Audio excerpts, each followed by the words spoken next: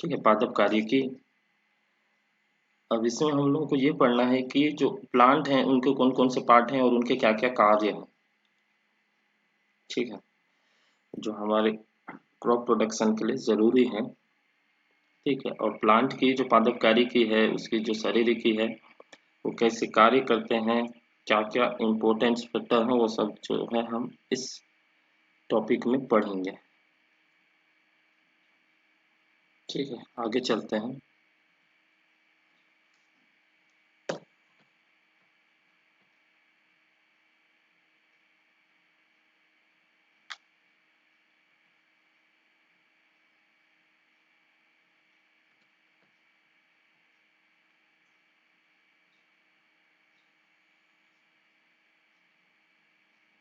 ठीक, plant anatomy या आपका पादप जो कार्य की है। ठीक, पादप कार्य की या फिर इसको फाइटोटॉमी भी कहते हैं। ठीक है। ठीक है, तो इसमें क्या होता है, वनस्पति के आंतरिक संरचना का अध्ययन किया जाता है। ठीक है, मतलब उसमें उसकी जड़ है, तना है, पत्ती है, उसकी क्या विशेषताएं हैं। ठीक है, और उसकी बाहरी रूप कैसा है, वो सब जो है हम प्लांट एनाटोमी में पढ़ेंगे। ठीक है, प्लांट एनाटोमी और प्लांट मार्फोलॉजी लगभग सेम ही है। ठीक है, तो आगे बढ़ते हैं।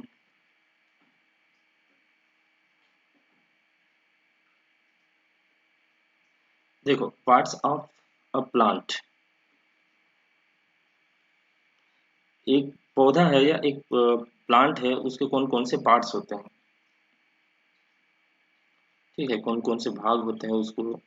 ठीक है, तो उसके बारे में जानना पहले हमारे लिए ज्यादा जरूरी है। ठीक है, सबसे पहले आपको दो पार्ट आएगा, एक तो शूट सिस्टम और रूट सिस्टम। शूट सिस्टम मतलब जो भाग ना आपका मिट्टी से ऊपर वाला जो भाग होगा वो शूट सिस्टम कहलाएगा। ठीक है, प्लांट आप दिख रहा है, ठीक है, ये मिट्टी में ग्रो है। ठीक है, तो मिट्टी से जो ऊपर वाला आपका ग्रीन वाला जो पोर्शन है वो आपका शूट सिस्टम या फिर जिसको फरोह तंत्र कहते हैं हिंदी में। ठीक है, क्या कहते हैं, फरोह तंत्र कहते हैं। आपके बुक में होगा फरोह तंत्र। ठीक है, अब इतना तो इंग्लिश आपको समझना पड़ेगा, इसलिए मैं डायरेक्ट इंग्लिश का ही उठा लाया। ठीक है, फरोह तंत्र कहते हैं शूट सिस्टम को। ठीक है,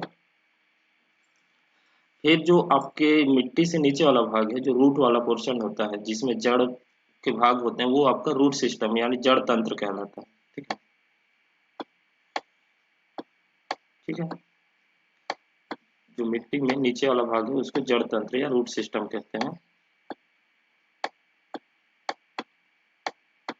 ठीक है, जड़ तंत्र। ठीक, अब देखो रूट सिस्टम या प्ररोह तंत्र में क्या क्या आता है। सबसे पहले आपका फ्लावर है, फूल। ठीक है, आप चाहें तो नोट कर सकते हैं कि फूल का क्या कार्य होता है। ठीक है, सीधा सीधा आप लिखिए पार्ट ऑफ प्लांट या फिर पौधे के भाग, उसमें शूट सिस्टम और रूट सिस्टम लिखिए। और शूट सिस्टम या फरोह तंत्र में पहला नंबर पे लिखिए फ्लावर या फूल। ठीक है, फ्लावर लिख लीजिए या फूल लिख लीजिए पहला नंबर में। ठीक है, अब फूल का कार्य क्या होता है। फूल का कार्य होता है हेल्प इन रिप्रोडक्शन, मतलब इसका कार्य होता है प्रजनन करना। ठीक है, पौधों में भी प्रजनन होता है। ठीक है, जिसका रिजल्ट हमको क्या मिलता है कि बीज बनता है।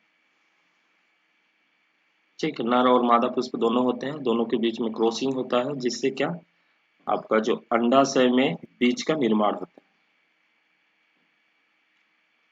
ठीक है, फूल का काम है प्रजनन करना व बीज का निर्माण करना। ठीक है, फिर नंबर 2 में लिख लीजिए आप लीफ, पत्ती। ठीक है, पत्ती लिख लीजिए या लीफ लिख लीजिए।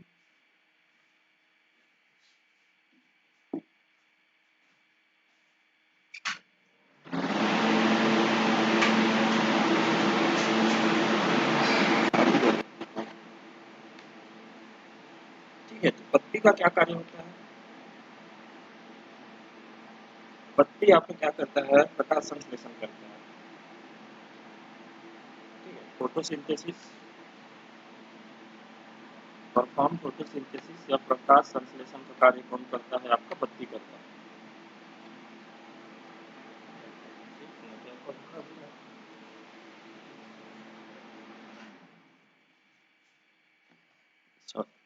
ठीक है, तो पत्ती आपका क्या कार्य करता है? प्रकाश संश्लेषण। प्रकाश संश्लेषण एक ऐसी क्रिया है जिससे पौधे अपना भोजन बनाते हैं। ठीक है, जिसके लिए आपको कार्बन डाइऑक्साइड चाहिए, ठीक, पानी चाहिए, और पौधे में पहले से क्लोरोफिल रहता है, और सूर्य प्रकाश की सहायता से पौधे क्या बनाते हैं? भोजन बनाते हैं। तो सबसे पहले क्या बनता है आपका? स्टार्च। स्टार्च से आपका कार्बोहाइड्रेट, और कार्बोहाइड्रेट आपको ग्लूकोज, फ्रक्टोज, माल्टोज, ये सब फॉर्मेशन करता है। ठीक है, और पौधे के अलग अलग भाग में भेजता है। ठीक है, तो फोटोसिंथेसिस यानी प्रकाश संश्लेषण कार्य कौन करता है? पत्ती। ठीक, तो नेक्स्ट लिख लीजिए थर्ड नंबर में फ्रूट। ठीक, फल का क्या कार्य है? ठीक है, फल क्या करता है? ये बीज को सुरक्षित रखता है, प्रोटेक्ट द सीड्स। ठीक है, ये बीज को जो है अपने आवरण के अंदर सुरक्षित रखता है, या फिर आप कह सकते हो कि बीज का उत्पादन फल में होता है। ठीक है, फिर फोर्थ पॉइंट लिख लीजिए, स्टेम या तना। ठीक है, स्टेम तना का क्या कार्य है? ये क्या करता है? पौधे को सहारा प्रदान करता है। ठीक है, सपोर्ट्स द प्लांट। ठीक, पौधा सही तरह से ग्रो कर सके या फिर अच्छे से खड़े हो सके, इसलिए जो है पौधे को सहारा देता है। ठीक है, तना। ठीक, फिर नेक्स्ट आपका दूसरा नंबर पे था रूट सिस्टम, जड़ तंत्र। ठीक है, जड़ का क्या कार्य होता है? जड़ जो होता है आपका, जो मिट्टी है, मिट्टी से पानी और पोषक तत्वों को अवशोषित करता है। ठीक है, पौधे के लिए आवश्यक जितने भी पोषक तत्व हैं, आपके नाइट्रोजन, फास्फोरस, पोटास, कार्बन चाहिए। ठीक है, तो ये सब चीज का कौन लेता है? आपका जो जड़ है वो अवशोषित करके पौधे को देता है। जड़ का कार्य, ठीक है, तो जड़ का कार्य क्या है? पानी व पोषक तत्वों को अवशोषित करना। ठीक है, और ये क्या है? मिट्टी को पकड़ के रखता है, जिससे पौधा क्या है? मिट्टी में खड़े रह सके। ठीक है, तो इतना पॉइंट आपको लिखना है। हो गया? अगर आपको देख के समझना है तो आप स्क्रीनशॉट ले सकते हैं। ठीक है, ठीक, और ये शायद ये वीडियो आपको मिल जाएगा, मतलब ठीक, कोशिश करूंगा अपलोड करने की। चलो फिर नेक्स्ट स्लाइड पे चलते हैं।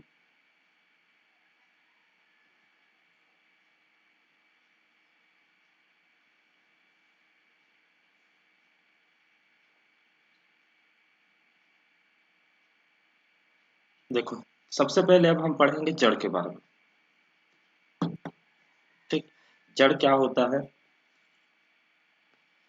देखो, जड़ जो है मूलांकुर या रेडिकल से विकसित होता है। ठीक है, ये आपको यहाँ पर एक पिक्चर्स दिख रहा होगा बीज का। ठीक है, इसमें देखो, जो ये बीज में उभरा हुआ भाग है, जिसको स्वेलिंग बोल रहा है ना, प्लूमोल स्वेलिंग, यहाँ से क्या है आपका? जो शूट सिस्टम है, परोह तंत्र, जो तना और पत्ती बनाता है, ठीक है, ये निकलता है। ठीक, और बीज में जो नीचे वाला भाग जिसमें रेडिकल लिखा हुआ है, ठीक है, मूलांकुर जिसको कहते हैं, ये आपका क्या? जड़ का विकास करता है। ठीक है, ये आपका जड़ बनाएगा, मूलांकुर या रेडिकल वाला पोर्शन। ठीक है। और जो आपका प्लूमोन जो स्वेलिंग है मतलब फूला हुआ भाग, ये आपका जो है शूट सिस्टम यानी कि आपका प्रांकुर बनाता है यहाँ से। ठीक है। फिर नेक्स्ट पॉइंट है पौधे का यह भूमिगत भाग है। ठीक है, जो जड़ होता है वो पौधा में मिट्टी में होता है, ठीक है, भूमि के अंदर। ठीक है, इसलिए इसको भूमिगत भाग कहते हैं। फिर यह क्या होता है, धनात्मक गुरुत्वानुवर्ती। मतलब जो गुरुत्वाकर्षण है ना, ठीक है, उसके प्रति ये धनात्मक होता है। मतलब जड़ आपको जो है वायुमंडल में या फिर मिट्टी के ऊपर में लटका हुआ नहीं मिलेगा। वो आपकी मिट्टी कहाँ, आपकी मिट्टी के अंदर की ओर जाता है। ठीक है, गुरुत्वाकर्षण जो फोर्स होता है ना, ठीक है, ग्रेविटी जो बोलते हैं, वो जड़ को अपनी ओर खींच लेता है। ठीक है, इसलिए इसको धनात्मक गुरुत्वानुवर्ती कहते हैं। ठीक है, फिर नेक्स्ट पॉइंट है आपका ऋणात्मक प्रकाश अनुवर्ती। मतलब जो जड़ होगा ये प्रकाश के विपरीत जाएगा। ठीक है, हमेशा यह प्रकाश के विपरीत मिट्टी में जाएगा। ठीक है, और फिर नेक्स्ट है आपका धनात्मक जलानुवर्ती। मतलब ये पानी की खोज में हमेशा नीचे की ओर जाता है। ठीक है, पानी की खोज में यह जाता है, इसलिए धनात्मक जलानुवर्ती। देख लीजिए आपका नेक्स्ट पिक्चर में। ठीक, ये जो सीड है, ठीक, इस सीड से जो रूट वाला भाग है यानी जड़ वाला भाग, ठीक है, ये मिट्टी के अंदर जा रहा है। ठीक है, ठीक है, तो इसमें जो गुरुत्वाकर्षण या ग्रेविटी फोर्स होगा वो मिट्टी में नीचे की ओर होगा। कहाँ होगा, नीचे की ओर होगा। ठीक है, तो इसलिए धनात्मक गुरुत्वानुवर्ती कहेंगे। फिर ऋणात्मक प्रकाश अनुवर्ती।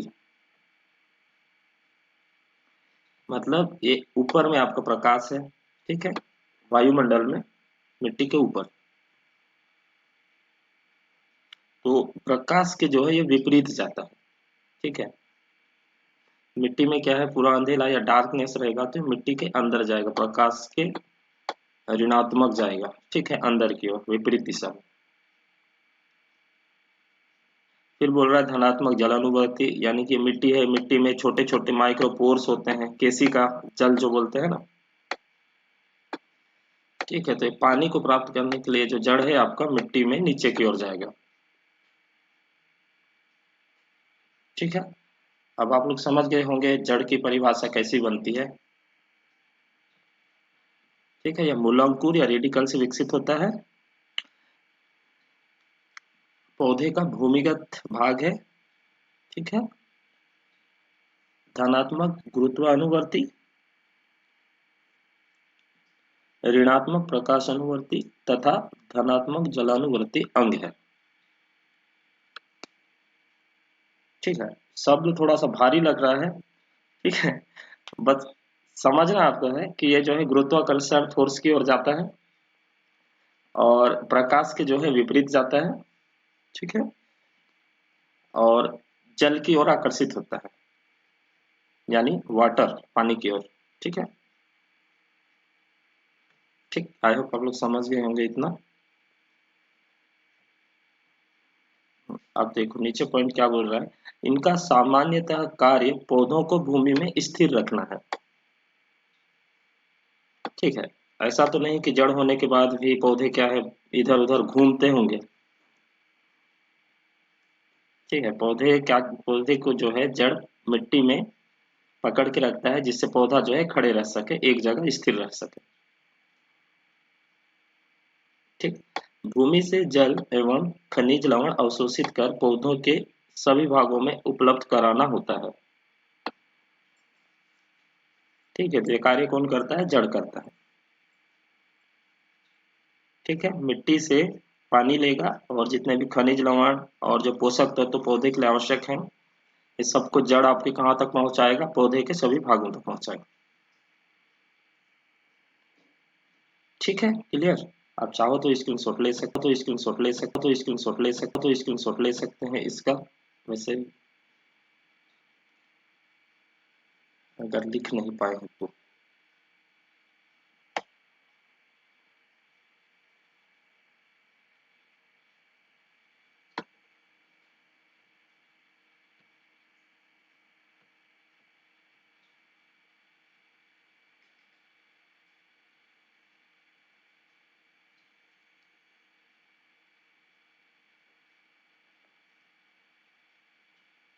ठीक है, तो आगे बढ़े।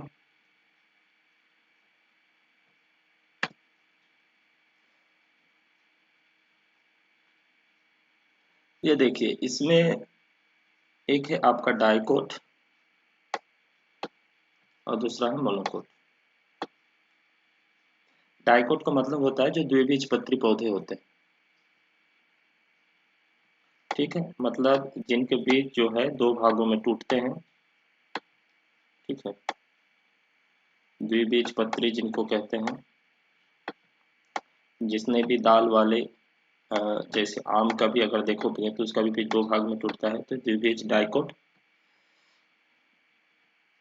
और एक बीजी, ठीक है, जिसको मोनोकोट कहते हैं, ये इसका बीज जो है एक ही भाग में रहता है, दो भाग में नहीं कटता, ठीक है, एक बीज और द्विबीज। तो एक पॉइंट लिख लो कि जितने भी द्विबीजपत्री या डाइकोट पौधे होंगे उनकी जड़ें कैसी होगी, टेप रूट सिस्टम, ठीक है, टेप रूट सिस्टम यानी मूसला जड़। ठीक, ये पॉइंट लिख लीजिए, द्विबीजपत्री पौधों की जड़ें क्या होगी, मूसला जड़ होंगी। ठीक है, ये पॉइंट लिख लीजिए।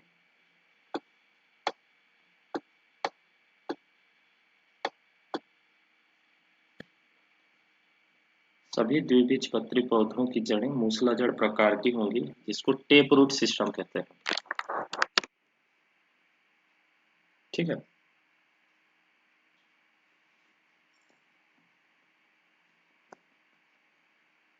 ठीक, लिख लिए। सभी द्विबीजपत्री पौधों की जड़ें मूसलाधार प्रकार की होंगी। ठीक है, देख लीजिए टेप रूट सिस्टम कैसे होता है। इसमें एक मुख्य जड़ होता है, ठीक है, उसके बाद उसकी सहायक जड़ें जो है साइड साइड से बनते जाती हैं। ठीक है, तो इसको मूसला जड़ कहते हैं। ठीक है, अब नेक्स्ट पॉइंट लिखिए, सभी एक बीजपत्रीय पौधों की जड़ें, ठीक है, रेशेदार जड़ें होती है। ठीक है, जिसको आपका इंग्लिश में फाइब्रस रूट कहते हैं। ठीक है,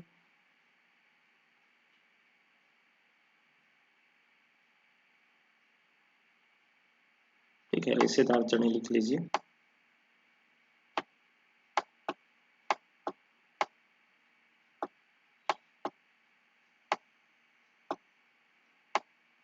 जितने भी एक बीजपत्री होंगे, जैसे अनाज वाली आपके धान, गेहूं, मक्का, बाजरा, ज्वार, और जितने घासें हैं, ठीक है, उनकी जड़ें कैसी होगी, फाइब्रस रूट या, ठीक है, रेशेदार जड़ें होंगी।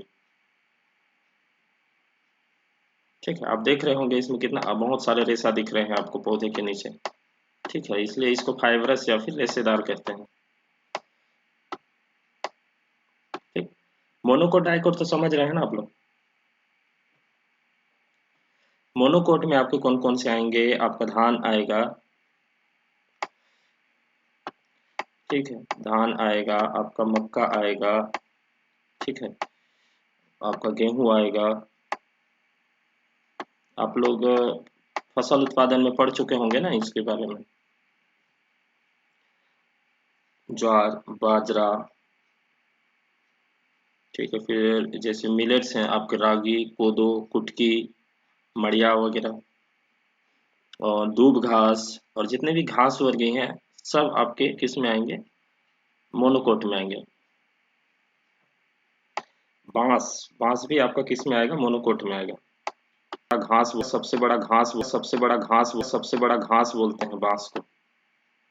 ठीक है, और तेजी से बढ़ने वाला पौधा भी बांस को बोलते हैं। ठीक है, तो बांस भी आपका मोनोकोट में आता है। ठीक है, ठीक है। और आपका जो द्विबीजपत्री में आपके जितने भी दाल वाले हैं, मटर, मूंग, उड़द, चना, आम भी आएगा, आपका साल का पेड़ आएगा, अरंडी आएगा।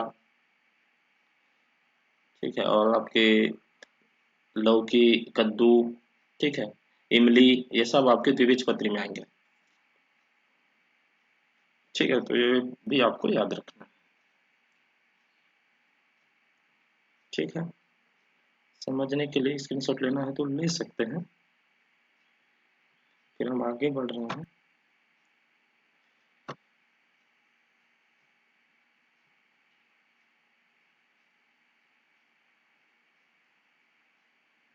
ठीक है, नेक्स्ट स्लाइड पे चलते हैं।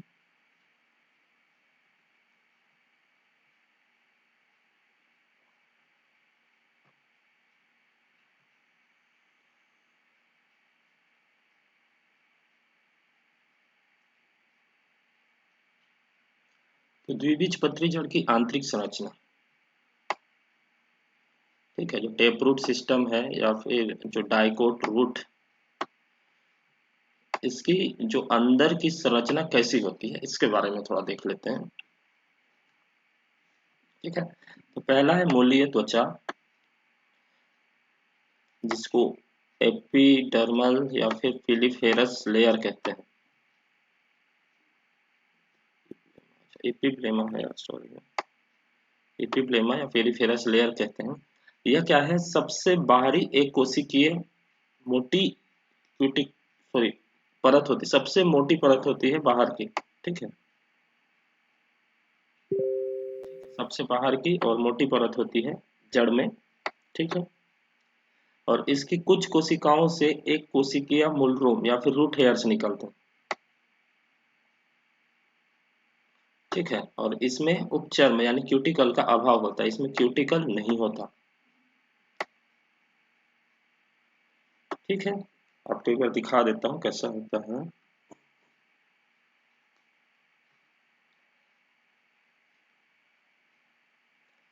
ये देखो, ये पौधा है। ठीक है, ये पौधे की जड़ है। ठीक है, अगर आप इस जड़ को जो है काटेंगे तो इस तरह से उसमें संरचना दिखेगा। ठीक है, तो जो सबसे बाहरी वाला परत है इसको एपिडर्मिस कहते हैं। ठीक है, सबसे बाहर का परत जो होता है उसको, मोटी परत, इसको एपिडर्मिस कहते हैं। और इसमें जो है आपका क्या, क्यूटिकल नहीं होता। ठीक है, और इसी में क्या पाए जाते हैं, आपके रूट हेयर्स पाए जाते हैं। ठीक है, देखिए ये जो बाल जैसे संरचना जो किनारे किनारे जितने भी निकले हुए हैं ना, इसको रूट हेयर कहते हैं। ठीक है, या फिर जिसको रोम कहते हैं, आप जड़ आप कभी उखाड़ के देखे होंगे तो उसमें रोएदार बाल जैसे छोटे छोटे निकले हुए रहते हैं। ठीक है, उसी को रूट हेयर या फिर रोम कहते हैं। ठीक है, ठीक है ना, और ये सबसे बाहरी वाला परत एपिडर्मिस कहलाता है, जिसमें क्या, रूट हेयर होते हैं। ठीक है,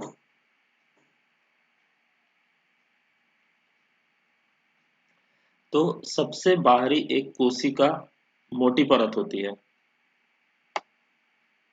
ठीक है, एक कोशिका का बना होता है जिसकी परत मोटी होती है, और यह कोशिकाओं से एक कोशिकीय मूलरोम यानी कि रूट हेयर्स बनाते हैं।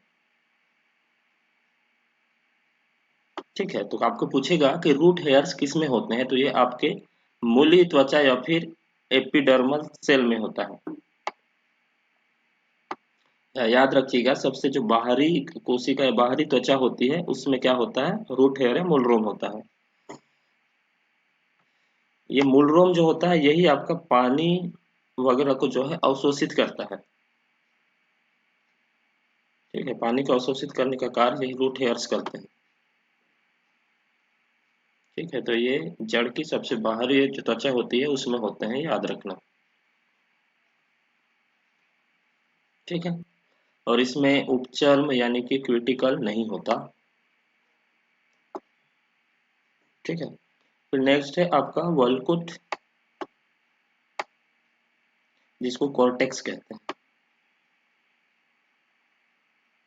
ठीक है, ये जो है आपका एपिडर्मल सेल के जस्ट अंदर वाला भाग होता है। ठीक है, ये कोशिकाओं की अंतर कोशिकीय अवकाश युक्त भाग है, मतलब जस्ट आपका एपिडर्मल सेल से अंदर का भाग है,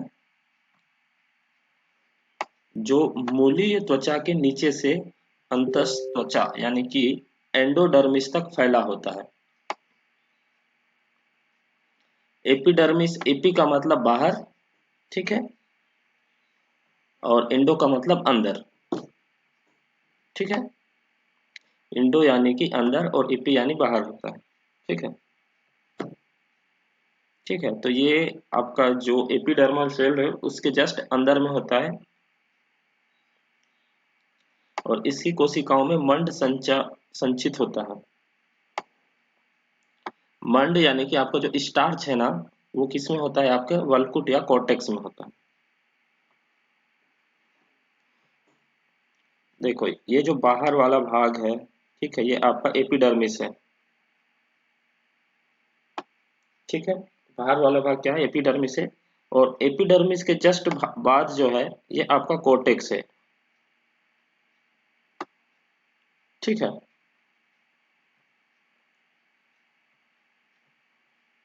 ये देखिए जो कॉर्टेक्स है ये आपका एपिडर्मल के बाद में, ठीक है, ये आपका बीच में है। ठीक है, ठीक है, एंडोडर्मिस और एपिडर्मिस के बीच में क्या पाया जाता है, कॉर्टेक्स पाया जाता है, बस इतना याद रखना, एंडो और एपिडर्मिस के बीच में पाया जाता है। ठीक है, कुछ टर्म आपको इंग्लिश में याद रखने पड़ेंगे क्योंकि आपके एग्जाम में हिंदी में आएगा फिर भी आप कंफ्यूज हो जाएंगे। ठीक है, और कई बार जो आपका हिंदी वाली टर्म में भी जो है इंग्लिश का नाम ही दे देता है। ठीक है, तो आपको कोर्टेक्स लिखना है और ये लिखना है कि यह एंडोडर्मिस और एपिडर्मिस के मध्य में होता है। ठीक है, कोर्टेक्स एंडोडर्मिस और एपिडर्मिस के मध्य होता है। ठीक है, तो नेक्स्ट पॉइंट पे चलते हैं। अब है एंडोडर्मिस। ठीक है, यह जो है कोर्टेक्स की सबसे भीतरी परत होती है, जो स्टेल को चारों ओर से घेर के रखती है, और इसकी कोशिकाओं में कैस्पेरियन पट्टिका पाई जाती है। बस ये पॉइंट याद रखना, कैस्पेरियन पट्टिका या फिर कैस्पेरियन स्ट्रिप किस में पाई जाती है। ठीक है, तो ये आपकी एंडोडर्मिस में पाई जाती है। ठीक है, एंडोडर्मिस में कैस्पेरियन पट्टिकाएं पाई जाती है।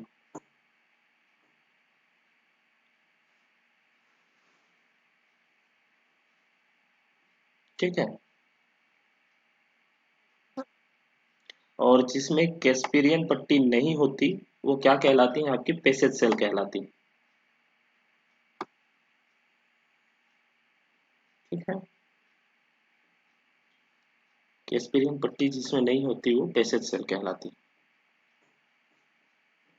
अब देखते हैं ये इंडोडर्मिस कहाँ तक फैला है।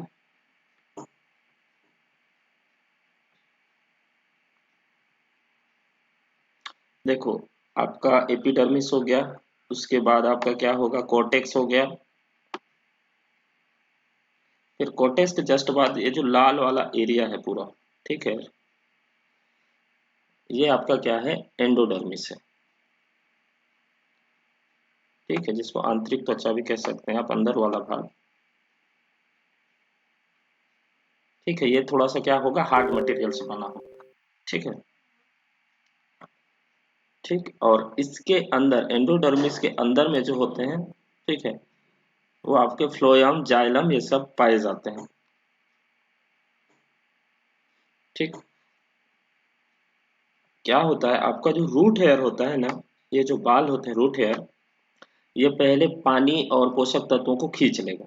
ठीक है, तो ये आपका एपिडर्मल्स होते हुए कॉर्टेक्स में जाएगा। ठीक है, और कॉर्टेक्स से इंडोडर्मल में जाएगा। ठीक है, फिर यह फ्लोएम जाइलम तक पहुंचता है। ठीक है, जहां से आपके पौधे के विभिन्न भागों में जो है पानी और पोषक तत्व जाता है। ठीक है, तो एंडोडर्मल अंदर का भाग होता है जिसमें कैस्पेरियन पट्टिका पाई जाती है। ठीक है, और कॉर्टेक्स एंडोडर्मिस और एपिडर्मिस के बीच में होता है। और जो रूट हेयर या मूल रोम होते हैं वो एपिडर्मिस यानी कि बाहरी त्वचा में होते हैं। ठीक है, बस इतना याद रखना है, जहां से क्वेश्चन पूछ सकता है आपके लिए। ठीक है, तो आगे चलते हैं। चलो नेक्स्ट। फिर ये पेरियल पेरीसाइकिल, सॉरी परिरम या पेरीसाइकिल। ठीक है, अंतस त्वचा यानी कि आपका एंडोडर्मिस के नीचे मृदुतक कोशिकाओं की बनी होती है। ठीक है, मृदुतक कोशिकाओं की बनी एक परत है, इससे पार्श्व जड़ें या फिर लेटरल रूट्स निकलती हैं। आप देखो लेटरल रूट्स क्या होती हैं, ये आपकी अगर मुख्य जड़ है तो इसमें जो सहायक जड़ें निकलती है ना, इसको लेटरल रूट्स कहते हैं। ठीक है, जो सहायक जड़ें निकलेंगी ना, ये आपकी लेटरल रूट कहलाती है। ये किससे निकलती हैं, आपका पेरीसाइकिल जो होता है ना, वहां से निकलती है। तो आपको बस यही याद रखना है, जो लेटरल रूट्स या फिर जो पार्श्व जड़ें होती हैं वो कहाँ से निकलती हैं, पेरीसाइकिल या परिरंभ से निकलती हैं।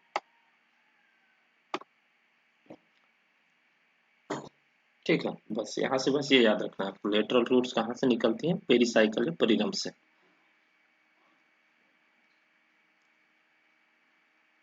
ठीक है,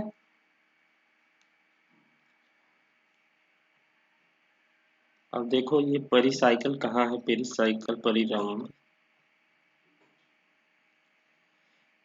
देखो ये जो आपका ब्लू वाला भाग दिख रहा है ना,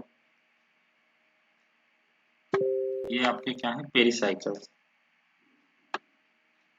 ठीक है, ब्लू वाले सारे भाग क्या कहलाते हैं, पेरीसाइकिल। और यहीं से अगर आपका दूसरा रूट सिस्टम बनना होगा तो ऐसे आपका क्या, लेटरल रूट्स इधर निकलते जाएंगे।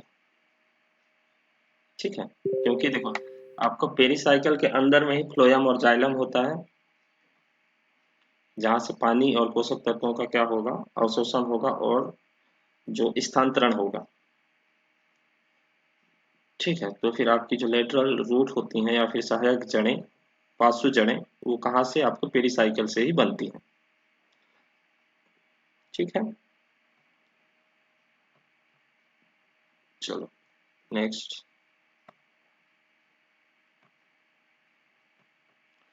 फिर है संवहन पुल, जिसको वेस्कुलर बंडल कहते हैं। चलो,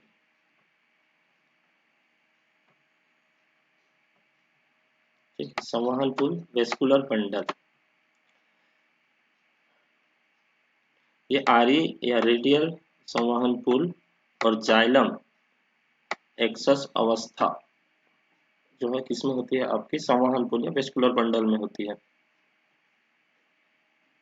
ठीक है, आपको सीधा पूछेगा कि जाइलम और फ्लोएम कहाँ होता है, तो ये कहाँ होता है, आपके वेस्कुलर बंडल में होती है। ठीक है, वेस्कुलर बंडल या संवहन पुल में आपका क्या होती है, जाइलम होती है। ठीक है,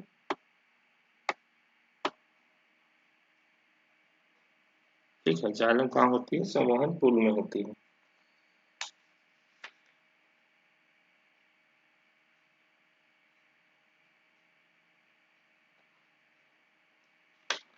ठीक है, फिर नेक्स्ट है आपका मज्जा या पीत। ये आपके जो द्विबीजपत्री जड़ है टेपरूट सिस्टम, उसमें नहीं पाई जाती। ठीक है, तो ये क्वेश्चन भी आपसे पूछ सकता है कि सीधा पूछेगा इन भाग द्विबीजपत्री पौधे के जड़ में नहीं पाया जाता। ठीक है, और ऑप्शन में आपको पूछेगा endodermis, cortex, vascular bundle, pith. तो जो पीथ या मज्जा होता है ये आपके द्विबीजपत्री जड़ में नहीं पाया जाता। ठीक है, तो ये भी आपको याद रखना, पीत या मज्जा द्विबीजपत्री जड़ में नहीं पाया जाता। ठीक है,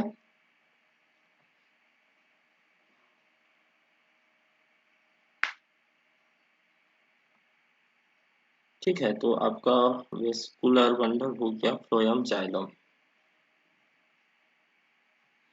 ठीक है, बीच वाला भाग आपका जाइलम कहलाता है और जो आपके वेस्कुलर बंडल के बीच में होता है वो फ्लोएम कहलाता है। ठीक है, चलो आगे बढ़ते हैं।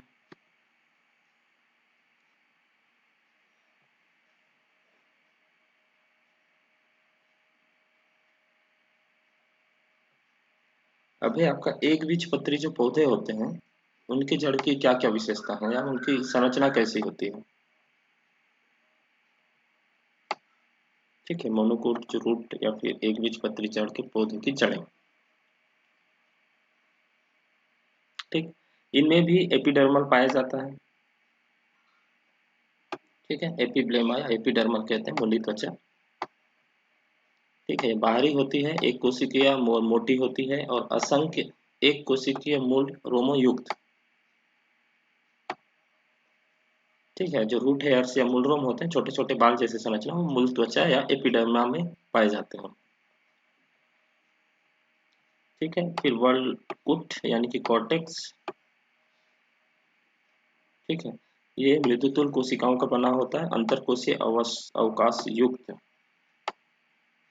मतलब जो है कॉर्टेक्स में गैप पाई जाती है थोड़ी। ठीक है, जिसमें से होकर आपका पानी और जो भी पोषक तत्व है वो पौधे अवशोषित कर सके। ठीक है, फिर आपका इंडोडर्मिस अंदर वाला भाग, इसमें वलकुट की सबसे नीचे की परत कहलाती है ये, और इसमें कैस्पेरियन पट्टिकाएं जो है पाई जाती हैं। सॉरी, हाँ ठीक है, कैस्पेरियन पट्टिकाएं और पथ कोशिकाएं जो है इसमें पाई जाती हैं। ठीक, और जो परिरंभ या फिर पेरिसाइकल जो होता है, ठीक है, इसमें क्या होता है आपका जो अंतःत्वचा यानी कि एंडोडर्मिस के नीचे वाला भाग होता है ये, और इसमें मृदु तक की बनी परंतु कुछ स्थानों पर दृढ़ोतक के समूह पाए जाते हैं, मतलब ये थोड़ा कठोर होता है। ठीक है, हार्ड मटेरियल से बना होता है। ठीक, और संवहन पूल वेस्कुलर बंडल जो होता है ये आर्य होता है। ठीक है, और संख्या 6 से अधिक होती है इनकी। एक मिनट आपको दिखा देता हूँ, देखो यहाँ पर आपको 4 दिखा रहा है। ठीक है, ये 1, ये 2, ये 3 और ये 4। ठीक है, मतलब ये आपके द्विबीजपत्री जो जड़ है इसमें 4 दिखा रहा है ना, लेकिन आपकी जो एक बीजपत्री जड़ है उसमें क्या होते हैं, इनकी संख्या 6 से अधिक होती है। ठीक है, फिर जाइलम की एक सार्क तथा पोलियार्क दशा, ये उतना इंपॉर्टेंट नहीं है। ठीक है, उतना डिटेल आपको पूछेगा नहीं,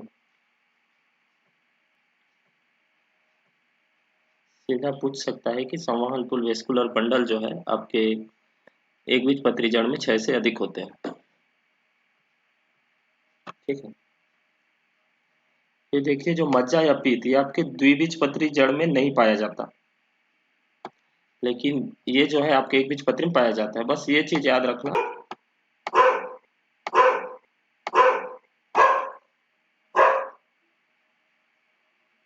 हाँ यार, ठीक है, तो जो मज्जा या पीत होता है ये आपके एक बीजपत्री में पाया जाता है। ठीक है, ये केंद्रीय तथा पूर्ण विकसित भाग होता है, बीच में होता है पूरी तरह से विकसित। ठीक है, और ये मृदुतक कोशिकाओं का बना होता है, मतलब कठोर कोशिकाओं का बना होता है, और इसमें मंड कण पाए जाते हैं, मतलब जो स्टार्च के पार्टिकल्स या कण हैं वो पाए जाते हैं। इसमें पित्त में या मज्जा में। ठीक है, बहुत लेंथी सब्जेक्ट है ना, समझ में आया तो ठीक, इसलिए बच्चे ना छोड़ देते हैं इस बॉटनी को। चलो आगे बढ़ते हैं।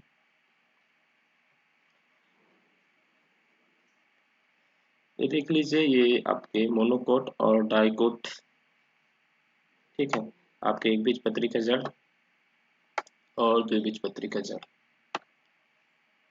ठीक है, तो एक बीजपत्री आपका फाइब्रस रूट जिसको रेशेदार जड़ कहते हैं। ठीक है, फाइब्रस या रेशेदार। और आपका जो डाइकोट या द्विबीज है, इसका मूसला जड़, टेप रूट। ठीक है,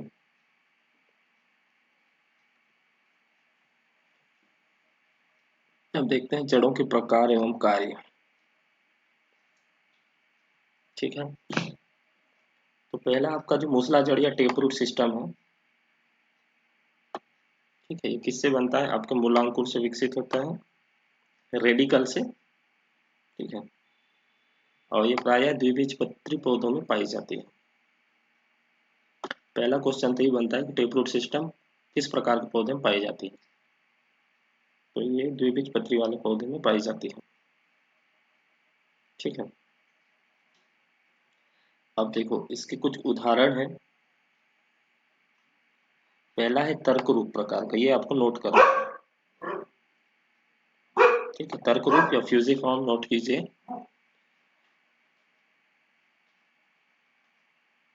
ठीक, ये क्या होती है? बीच में थोड़ी मोटी और किनारों पर पतली। ठीक है, सॉरी यार। ठीक है, तो जो फ्यूजिफॉर्म या तर्क रूप होती है, इसका उदाहरण है मूली। आपको उदाहरण याद रखना है क्योंकि आपके एग्जाम में उदाहरण ही पूछेगा। ठीक है, क्वेश्चन पूछेगा कि तर्क रूप प्रकार का जड़ तंत्र किस में पाया जाता है। आपका क्रॉप का नाम दे देगा, धान, मक्का, मूली, गाजर। ठीक है, तो इस तरह से आपको याद रखना है। और मूली का साइंटिफिक नेम क्या है? रेफिनस सटाइवम। ठीक है, ये भी आपको याद रखना है। रेफिनस सटाइवस आप लोग पढ़े होंगे क्रॉप प्रोडक्शन में। ठीक है, तो आप इसके आगे इसका बॉटनिकल नाम भी याद रख। कई बार हो सकता है कि आपका क्रॉप का नाम उसका बॉटनिकल नाम दे दे। ठीक है, तो रेफिनस सटाइवस याद होगा ना, आप लोग लिखे होंगे raphanus sativus.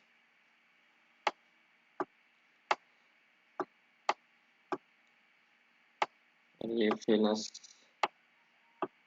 Sativus, RAPHANUS, sativus, SATIVUS। ठीक है, रेफिनस सटाइवस, इसका मूली का साइंटिफिक नेम या बॉटनिकल नेम।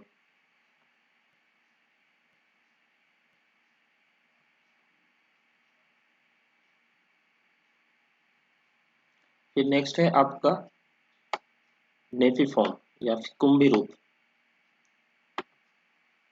ठीक है, कुंभी रूप या नेफिफॉर्म जिसको बोलते हैं, इसका जो शीर्ष पर जो है मोटा होता है, मतलब किनारे ऊपर और नीचे दोनों भाग क्या होंगे? मोटे होंगे, तथा नीचे की ओर क्या होगी? पतली होगी। सॉरी, शीर्ष पर मोटी तथा नीचे की ओर क्या होगी? पतली होगी। ठीक है, तो इसका उदाहरण है आपका सलजम। आप देखे होंगे सलजम कैसा होता है। ठीक है, ऐसा होता है ना सलजम। ठीक है, तो शीर्ष ऊपर वाला भाग मोटा होगा और नीचे वाला भाग क्या होगा? पतला होगा। ठीक है, तो ये भी आपको याद रखना है, नेवी फॉर्म कैसा होता है, फ्यूजी फॉर्म कैसा होता है। आपका मूली कुछ इस तरह से होता है ना। ठीक है, बीच में मोटा और किनारों पर थोड़ा सा पतला होता है। ठीक है, आपका फ्यूजिफॉर्म जो होता है, और नेफिफॉर्म आपका सलजम ऊपर और शीर्ष में क्या होता है, मोटा होता है और नीचे पतला होता है। ठीक है, तो एग्जाम्पल आपको याद रखना है, सलजम और चुकंदर। ठीक है, सलजम का आप साइंटिफिक नेम या बोटनिकल नेम क्या है, याद होना चाहिए ना आप लोगों को। क्रॉप प्रोटेक्शन पढ़े होंगे जहाँ भी आप कोचिंग कर रहे हैं या फिर सेल्फ स्टडी कर रहे हैं तो। सलजम का जो साइंटिफिक नेम है ब्रासिका रेपा।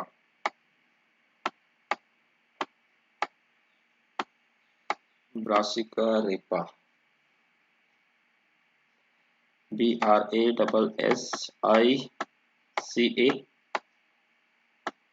अरे यार मेरे से लिखते थोड़ा नहीं बन रहा है। ब्रासिका रेपा। ठीक है, RAPA,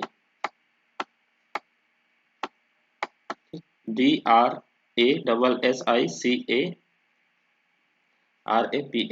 ठीक है, ब्रासिका रेपा। ब्रासिका रेपा ये आपका सलगम का बॉटनिकल नेम है। ठीक है, और जो आपका चुकंदर है इसका नाम है बीटा वल्गेरिस। ऑप्शन में नेम देगा, ऑप्शन में नेम देगा, ऑप्शन में नेम देगा, ऑप्शन में तब आप कंफ्यूज हो जाओगे। ठीक है, तो इसका नॉर्मल नाम से आपका बॉटनिकल नेम भी याद रखना है, वल्गेरिस। ठीक है,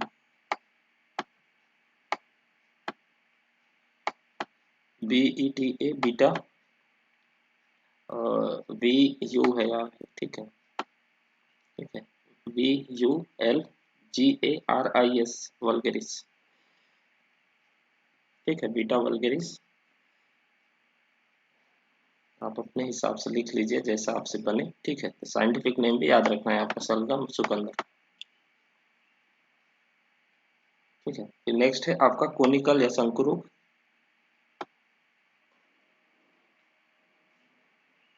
ठीक है, तो कोनिकल या शंकुरूप आपका उदाहरण है गाजर। ठीक है, तो गाजर, इसका साइंटिफिक नेम क्या होता है, डोकस कैरोटा। ठीक है, DAUCUS,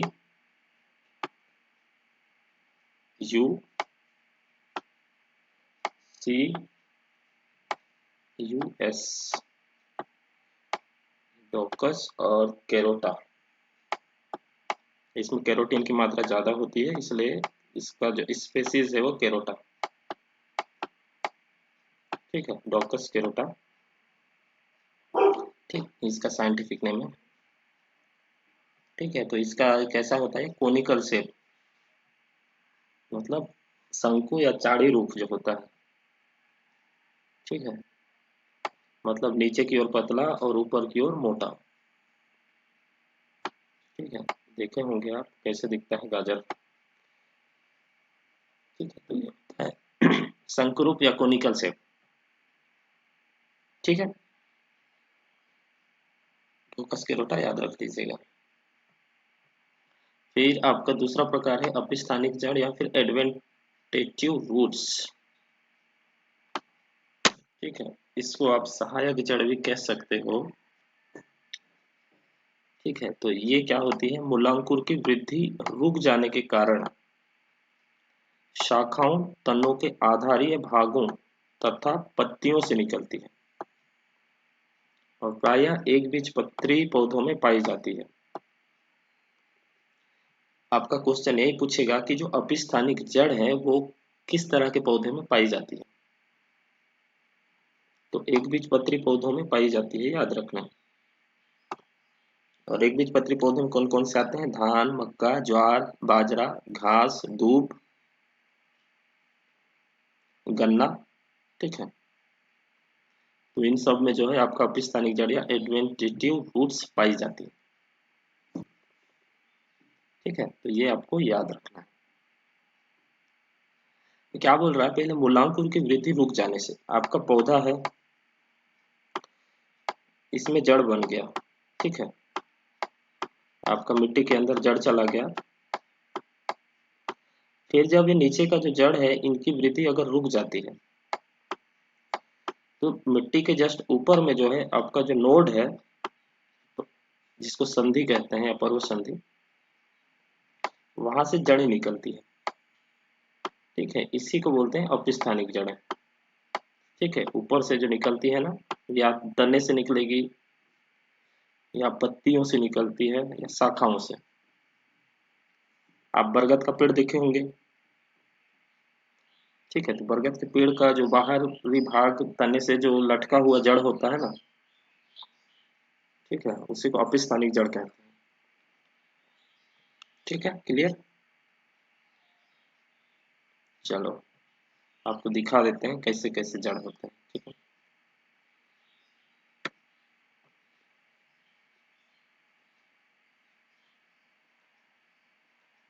ठीक है, ये देख लीजिए पहला आपका गाजर है। गाजर का जड़ कैसा होता है, कोनिकल शेप का होता है, शंकुरूप। देखो ये सामने मोटा है और नीचे की ओर क्या है, पतला है। ठीक है, तो इसको शंकुरूप कहते हैं, शंकुरूप जड़।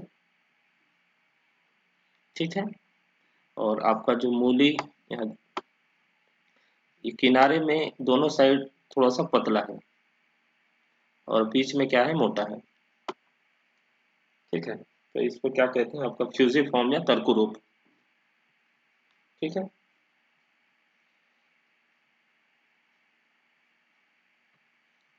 फिर आपका जो सलजम है, पर्सनिप। ठीक है, तो ये पर्सनिप अलग है। फिर ये आपका बीटरूट। ठीक है, ये टर्निप। ठीक है, सलजम, सुकरकंद, सु ठीक है, तो इनका देखिए ये क्या है, ऊपर में मोटे हैं और नीचे साइड जो है आपके थोड़े से क्या है, पतले हैं। ठीक है, तो ये होते हैं आपके कौन से, कुंभी रूप। ठीक है, फिर ये देख लीजिए अपस्थानिक जड़, ये जो बरगद का पेड़ है इसमें जो जड़ें निकली हुई है, ठीक है, यही आपकी अपस्थानिक जड़ कहलाती है। ठीक है, ये क्या बोलते हैं, वातावरण यानी कि आपका वायुमंडल में जो है स्वतंत्र रूप से रहते हैं, यानी कि मिट्टी से बाहर। ठीक है, लेकिन मिट्टी की ओर जाती हुई ये क्या कहती हैं, प्रतीत होती हैं, मिट्टी में के अंदर जो है चली जाती हैं अगर मिट्टी में टिक जाए तो। ठीक है, फिर नेक्स्ट है आपका मैंग्रो ट्री। मैंग्रो ट्री, ये जो मैंग्रो होता है ये ऐसी जगहों पे होता है जहाँ दलदली क्षेत्र होते हैं। ठीक है, तो उस पेड़ की जो जड़ें हैं वो भी क्या होती हैं, अपस्थानिक प्रकार की जड़ें होती हैं। ठीक है, जो तने से या ऊपरी भाग से निकलती हैं। ठीक है, फिर यहाँ ये भी दिखाया है, मतलब जो कुंदरू की भी जो जड़ें होती है ना तने से बनती हैं। क्लियर नहीं दिखाया फोटो में। ठीक है, इधर आप नेक्स्ट पिक में देख लीजिए, ये आपका जो मक्का का पौधा है ना, ठीक है, उसकी जड़ें दिख रही होंगी। ठीक है, आप मक्का गन्ना देखे होंगे, जो ऊपरी भाग में जो इस तरह से जड़ें निकलती है ना, यही आपकी अपस्थानिक जड़ें कहलाती है। ठीक है, तो आपको बस नाम और एग्जाम्पल याद रखना है। ठीक है, अपस्थानिक जड़ में कौन कौन से, मक्का, गन्ना, ठीक है, और बरगद का पेड़, मैंग्रो का पेड़, इनकी जड़ें आएंगी। ठीक है, और जो आपको मूसला जड़ में आपके जो सलजम है, चुकंदर है, मूली है, गाजर है, इनकी जड़ें आएंगी। ठीक है,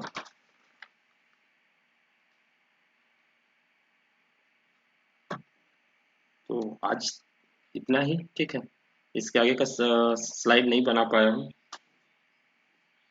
नेक्स्ट क्लास में जड़ का कुछ एग्जाम्पल है। ठीक है, तो वो पढ़ेंगे हम, उसके बाद हम तना पढ़ेंगे। ठीक है, तो स्टेम या तना है, उसके उसके कौन कौन से जो मॉडिफाई रूप हैं, ठीक है, रूपांतरित भाग हैं। ठीक है, और तना का क्या कार्य है वो सब हम नेक्स्ट क्लास में पढ़ेंगे। ठीक है, तो आज के लिए इतना है। Thank you so much.